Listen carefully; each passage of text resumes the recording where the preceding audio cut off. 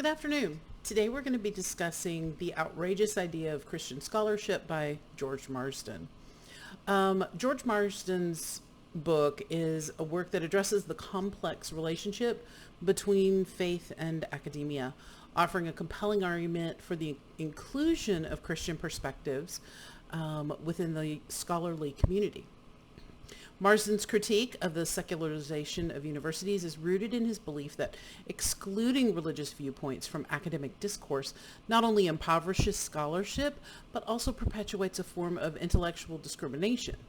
His work changes the dominant narrative that faith-based scholarship is inherently less rigorous or objective than secular approaches, advocating instead for a more inclusive academic environment where diverse perspectives, including those informed by religious faith, are valued.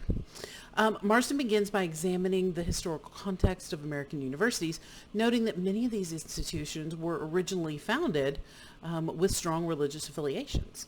Over time, however, the rise of secularism in higher education led to the marginalization of religious perspectives. The shift, Marsden argues, has created an environment where scholars who wish to integrate their faith with their academic work often feel pressured to compartmentalize their beliefs or risk being stigmatized as unscientific or biased.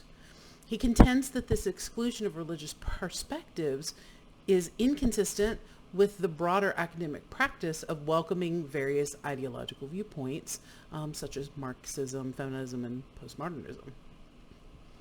One of Marsden's central arguments is that faith-informed scholarship can coexist with secular perspectives without compromising academic standards. He draws parallels between religiously informed scholarship and other pre-theoretical influences such as Freudian or Marxist thought, which are accepted in academia despite their lack of strict empirical validation. Marsden points out that the inconsistency in allowing these perspectives while dismissing religiously informed scholarship, arguing that all scholarly work is, to some extent, shaped by underlying beliefs and assumptions. Therefore, Christian scholarship should not be excluded simply because it's rooted in faith. Instead, it should be evaluated on the same criteria as other scholarly work. Its adherence to rigorous standards of evidence, argumentation, and intellectual coherence. Marsden also addresses the concern that integrating religious perspectives into academia could lead to a resurgence of religious control or censorship, a fear rooted in the historical imposition of religious tests in the 19th century universities. He acknowledges this historical precedent, but then argues that the contemporary academic landscape is fundamentally different. In today's pluralistic and secular academic environment, religious organizations no longer hold the same power over universities, making such fears largely unfounded. Instead of seeking to dominate, Marsden envisions Christian scholarship as one of many voices contributing to the richer and more diverse academic discourse. He advocates for a pluralistic approach where religious and secular perspectives can coexist and inform one another. Marsden's work is not without its critics. Some argue that introducing religious perspectives into academia risks undermining the objectivity and neutrality that scholarship strives to maintain. However, Marsden does skillfully counter this argument by highlighting the fact that much of modern scholarship is already influenced by various ideological perspectives that are not entirely objective or empirically grounded. He points out that many academic fields, particularly in the humanities and social sciences, are shaped by theoretical frameworks that reflect specific worldviews.